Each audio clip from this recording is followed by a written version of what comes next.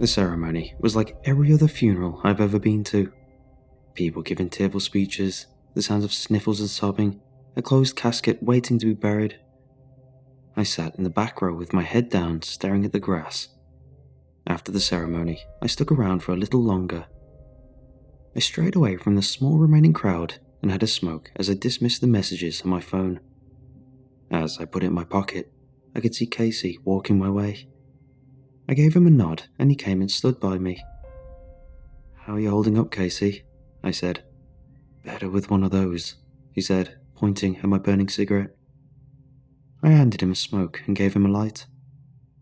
"It means a lot to me that you're here, Trev. It really takes me back to the good old days seeing your face, you know." "Yeah, I know. Hell, it feels like a different lifetime," I said.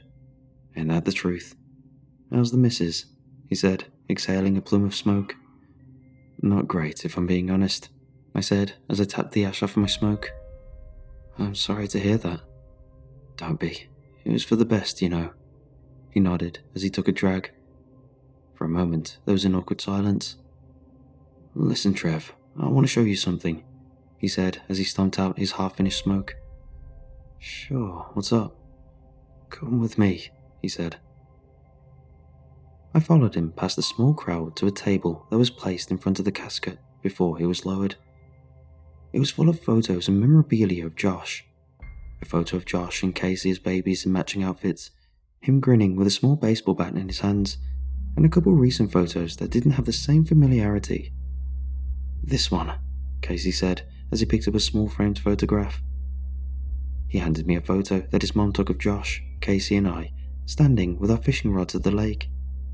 I examined it for a moment, front and back. "The background," Casey said.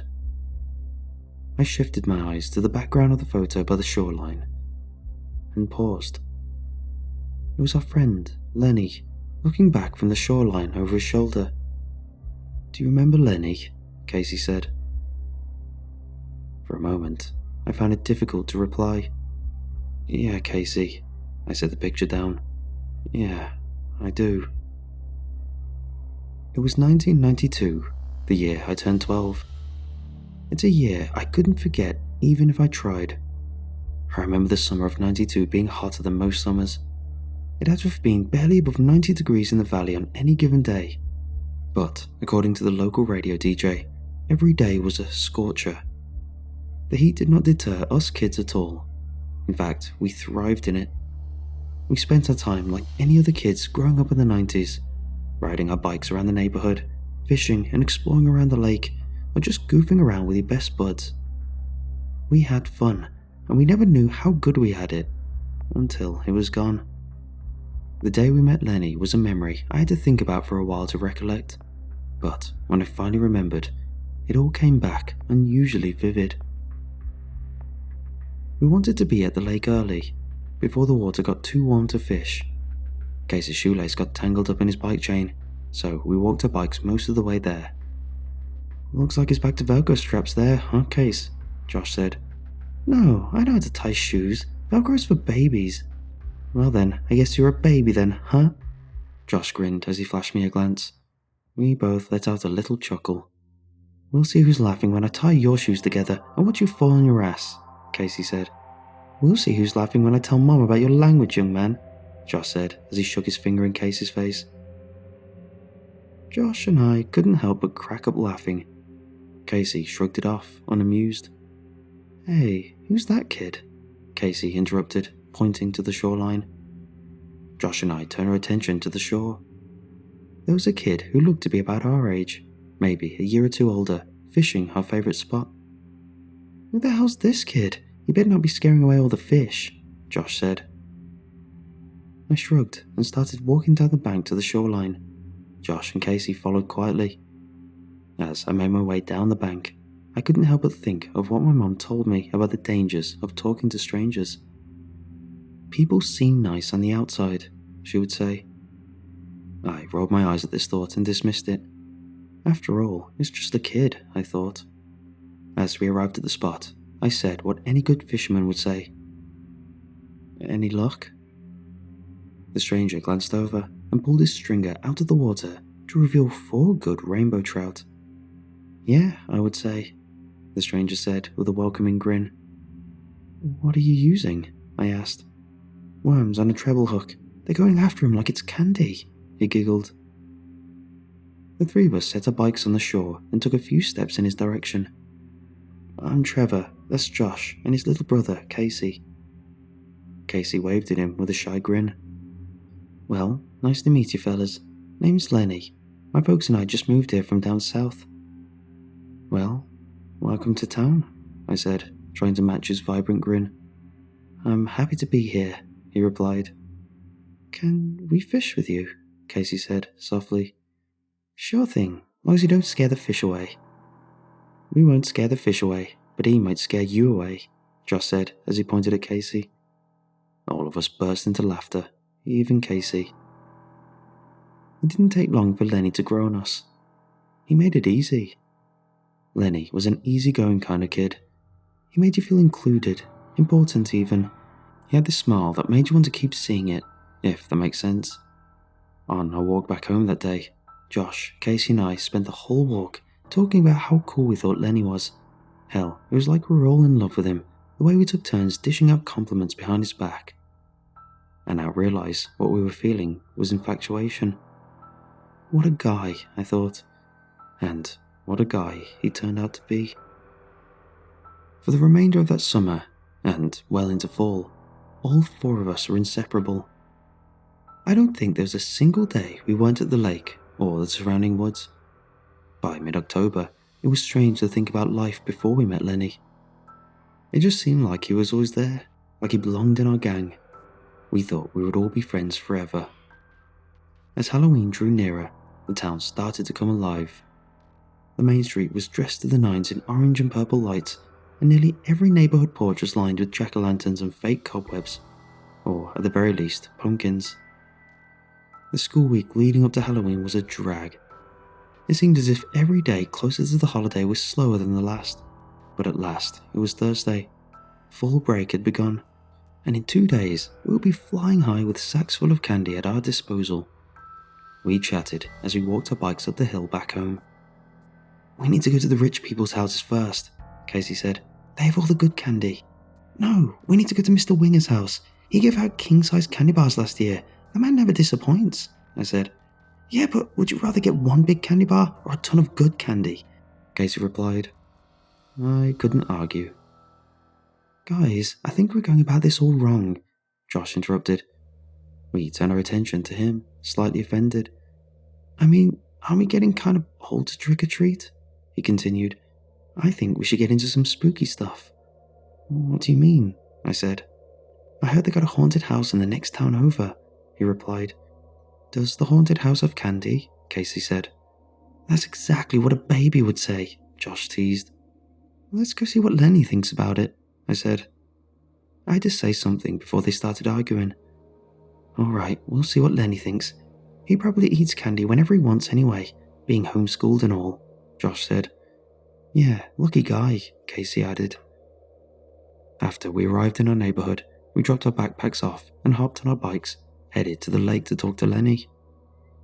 Lenny lived on an old cabin at the far end of the lake. As it turns out, the fishing spot we met him at happened to be a near-perfect halfway point for all of us to meet up. We had this routine of meeting up with Lenny after school to hang out. I think we all wished Lenny went to public school. It made us feel cool hanging around the older kid, even if he was just 14. When we arrived at the lake, Lenny was already there trying to skip some rocks. Lenny, Josh shouted.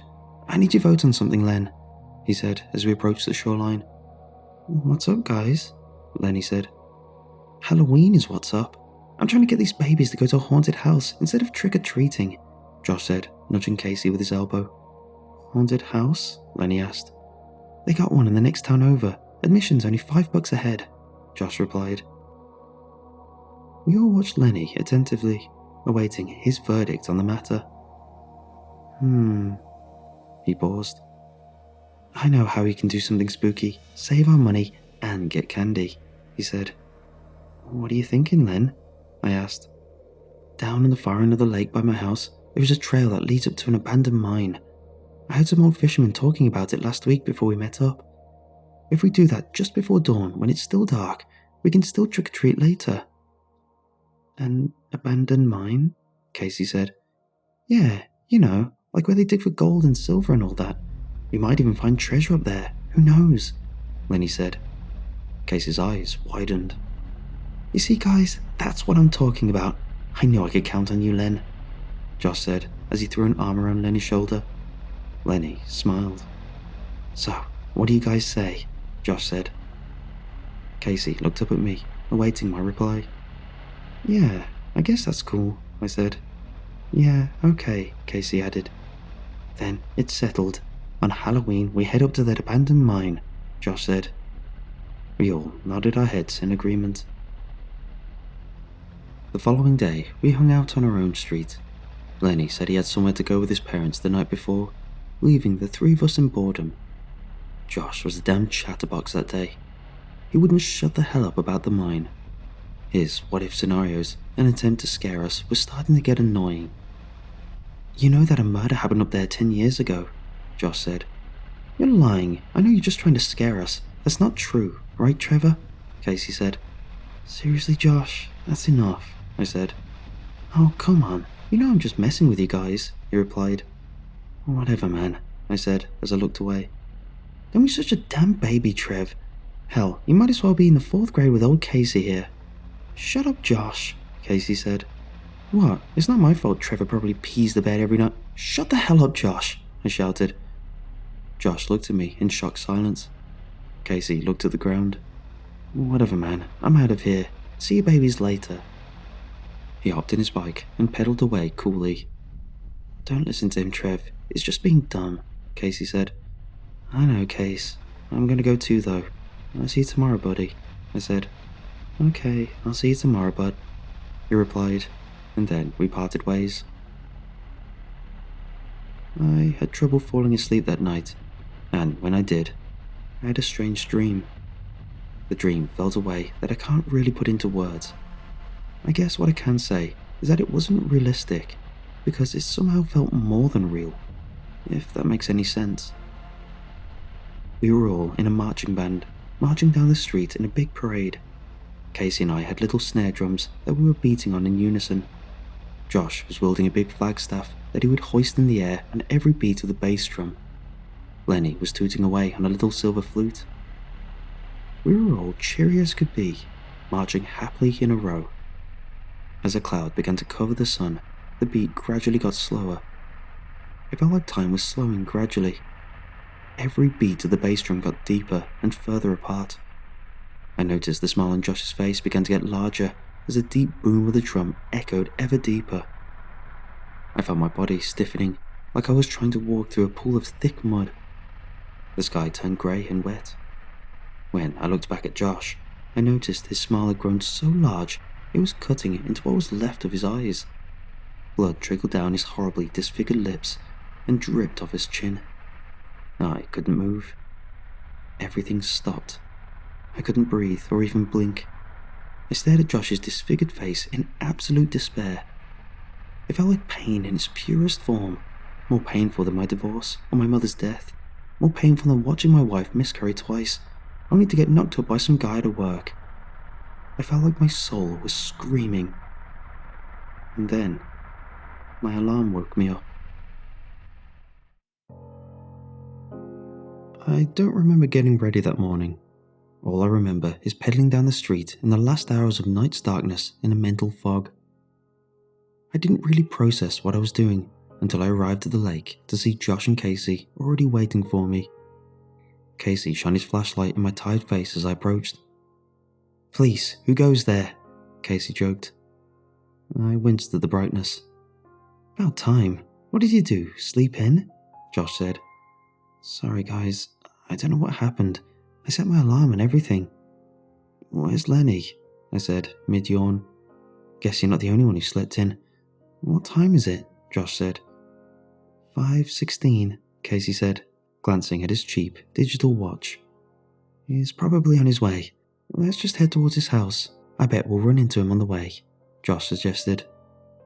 We mounted our bikes and set off down the road. As we were riding our bikes down the dark wooded road, my brain fog began to clear up, I remember that Josh and I had been a little tense the previous night. As I thought through the events of the previous day, I remember the dream. I got nauseous and a little dizzy, but we were pretty far down the road already. I felt like there was no turning back. We must have biked for 2 or so miles, and still there was no sight of Lenny.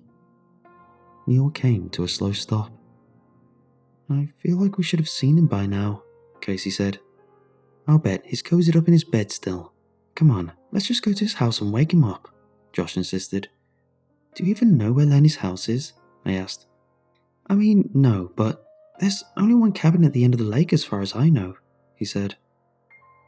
I knew exactly the cabin he was talking about. It's also the one I pictured when Lenny told us about where he lived. I've driven past it a handful of times, and I always thought it would be a pretty cool place to live if somebody fixed it up. I suddenly felt eager to see it in its refurbished glory. Yeah, okay, I agreed. We continued for maybe another half a mile until we reached the cabin.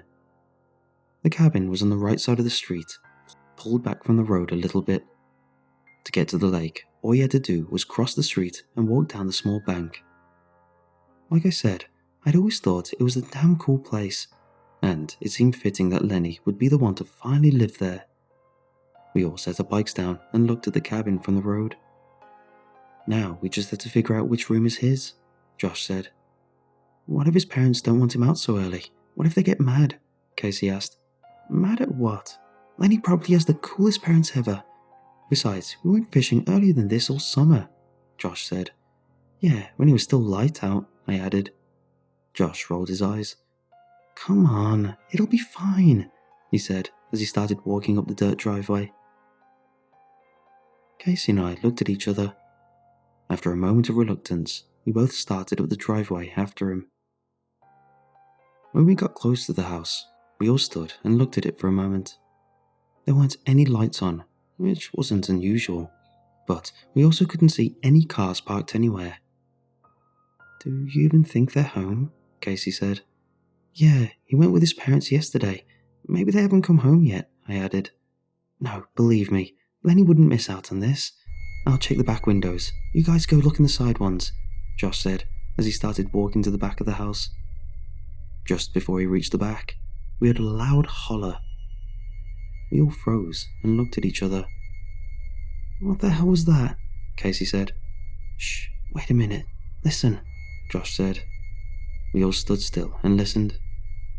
We heard another yell from the woods. It sounded like it was closer to the road. We all scrambled back down the dirt driveway to the road, trying to find the source of the noise. When we got to the road, we heard a distinct, "Hey!" coming from up the road.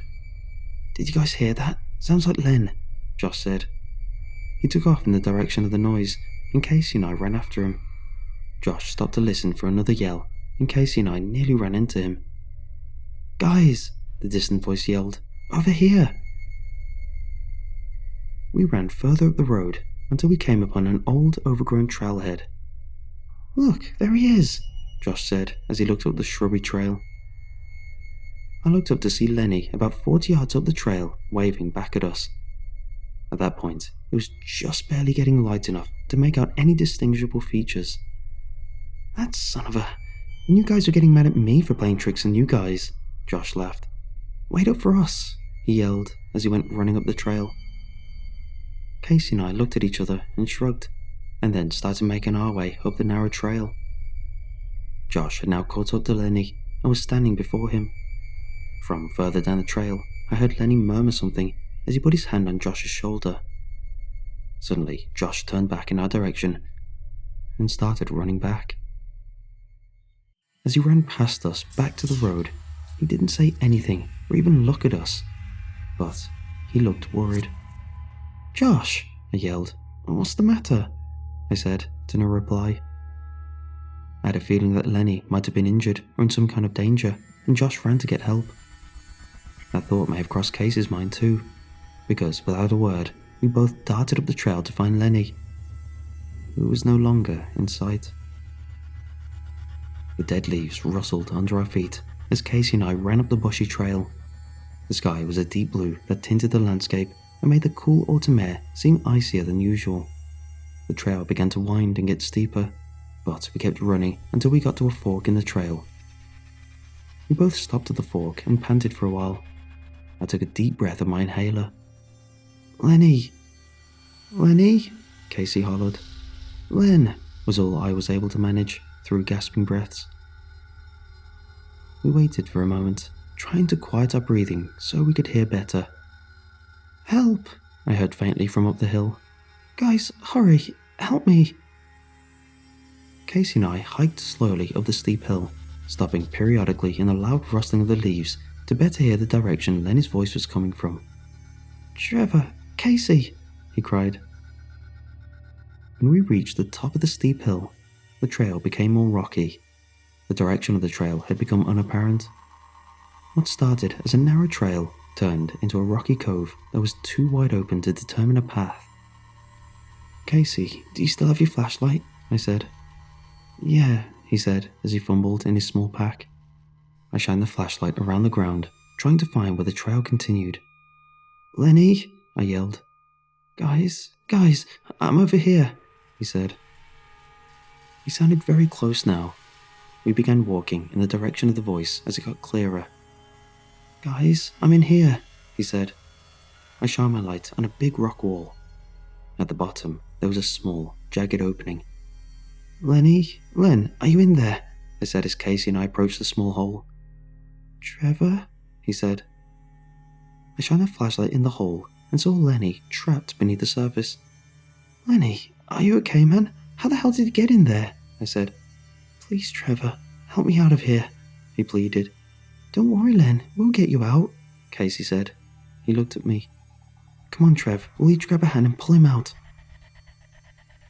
I looked at Lenny's worried, tearful face. I looked into his scared eyes through the small opening. I looked at the opening. The very small opening. Casey began to reach his arm out and into the cave. I looked at Lenny, his arms stretched out, awaiting Casey's grasp. In his worried face, for a split second, I saw a chilling grin.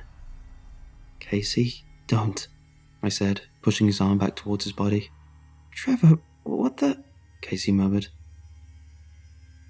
We watched as the creature that had been Lenny only a moment ago slowly faded deeper into the cave. A deep, growling rumble echoed in the darkness as the gaunt, paralyzing face sunk slowly into the abyss. I don't remember anything but running after that. When we got back to what we thought was Lenny's house, I stopped to catch my breath. Casey hopped on his bike and left without a word, crying hysterically. I sat down for a moment longer and hit my inhaler. I was having trouble catching my breath and thought for a second I might pass out. I forced myself to take deep breaths and calm down, afraid of what might happen if I lost consciousness. Finally, I picked up my bike and pedaled home as fast as I could. I didn't look back once. I don't know what more I can say about the whole ordeal. We told our parents about it, and they actually looked into it. Hell, they even called the authorities. The cops weren't much help though, nor were they amused. All they did was tell us that the cabin we claimed was Lenny's house had been abandoned for 40 years and basically to not waste their time. Josh never came back to school after fall break. Casey told me a couple months later how different Josh had become. He never really went into detail about it, and I didn't really want to ask. In the spring of '95, Josh and Casey moved away. I didn't see either of their faces again until social media got big nearly 20 years later. I searched both their names out of curiosity, but only found a profile for Casey. We spent the years up until now liking each other's posts and photos, but not much else, until Josh's death. He sent me a message personally, asking me to come. I felt like I knew why, and to be honest, I felt like I needed to. I needed to understand and be understood for once in my life. I needed to know that I'm not crazy, that what I saw all those years ago actually happened. After Casey showed me that picture at the funeral, we talked for a while. It felt good being able to talk to someone who understood. I wish Josh was there with us, because talking might have helped him too. I can't say that I got any concrete answers for what happened. I don't think I ever will. I still can't keep myself from wondering sometimes. And after I looked at the small framed picture, I've been wondering a lot. Before I left the funeral, I took one last look at the photograph and the writing on the back in faded blue cursive. July 4th, 1990.